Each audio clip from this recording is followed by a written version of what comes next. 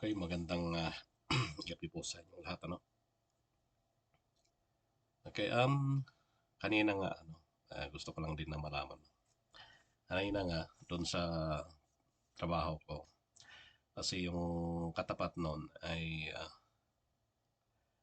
may mga Pilipinong nagtatrabaho galing sa ibang kumpanya. Dahil yung kanilang kumpanyang pinagtatrabahuan ay parang magsasarado na. Ngayon na nakita ko kanina nga at kinausap ko nga ulit. Ay kinumusta ko lang kung kumusta na ang trabaho niya. Sabi niya, pauwi na ako. Stop work na ako sa 24, sabi niya. So, bakit ka ako? Dahil wala na sasarado na yung kumpanya, sabi niya. O bakit hindi ka na lang mag-apply ng iba, sabi ko. Sinubukan niya naman daw dito, wala namang ma-applyan. So, sa ibang lugar, sabi ko, medyo mahirap kasi may IELTS ko na, sabi niya.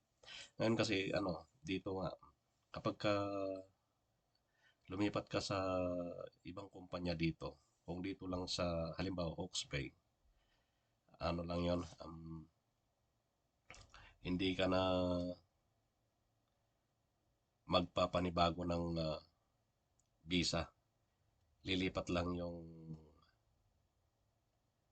pangalan na ang kumpanya na yung mapagtatrabahuan sa yung visa. Ngayon, kung sa ibang lugar, let's say Wellington or Auckland, yun ang papasok sa bagong palisiya ng immigration na kukuha na ng IELTS. So, yung iba natatakot na kumuha ng IELTS. Baka sila ay gagastos lang daw. At hindi rin makukuha yung band na gusto nila. Gusto ng immigration. So, sabi ko, di paano yan? Di uwi na. Sabi niya, oo, uwi na ako. Hanap na lang ako ng iba. Sabi. Ngayon, ang ano lang dito nakakalungkot na. Siyempre, maraming mga kabayan din. Um, ah, Sabi niya pala nga kanina, yung mga kasama kong welder, sabi niya, nakauwi na. Sabi niya, siyam na lang yung natitira doon sa kumpanya. So, yung siyam, wala pang kasiguraduhan hanggang John. Kung kaya pa ng kumpanyang anuin sila. Pero 50-50 pa rin yan. Pero siya daw ay uwi na. Ay stop work na sa 24. So, ulitin ko lang, no? Kawawa din yung mga kabayan. Dahil siyempre, pagpunta nila rito, yung iba gumasto, pagkatapos ng nandito sila, ngayon, medyo nagkakahirapan nga ang ano ng mga ibang kumpanya rito. Sasarado yung iba, no?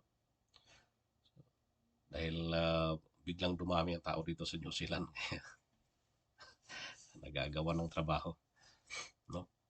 So, ganun lang. At subukan ko nga bukas ulit na uh, kausapin siya at kung papayagan ako i-video ko yung at least makita nyo rin na at mismo sa kanya manggagaling na pauwi na dahil sa ang kumpanya na kanyang pinagtatrabahuan ay magsasarado na. Okay, yun lang po.